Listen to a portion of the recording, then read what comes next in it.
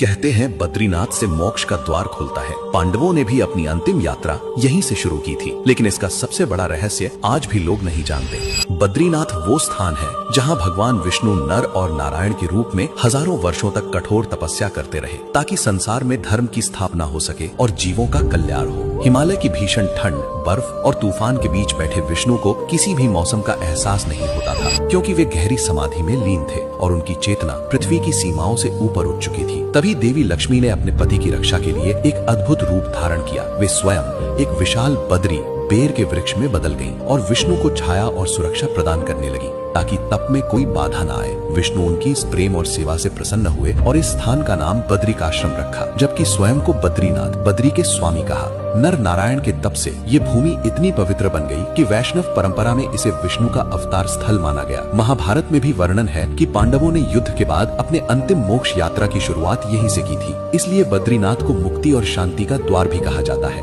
नारद मुनि के अनुरोध पर विष्णु ने यहाँ योग और ध्यान जारी रखा, ताकि वो अपनी दिव्य शक्ति संसार के कल्याण हेतु लगा सके। आज बद्रीनाथ मंदिर में विष्णु की मूर्ति बद्री नारायण के रूप में विराजमान है और देवी लक्ष्मी का स्थान भी पास ही स्थापित है। इस मंदिर को 8वीं-9वीं शताब्दी में आदि शंकराचार्य ने पुनः स्थापित किया था, जिसके बाद ये स्थान भारत के सबसे पवित्र और प्राचीन वैष्णव तीर्थों में से एक माना जाता है। तो कमेंट में जरूर लिखना, जय श्री हरि विष्णु।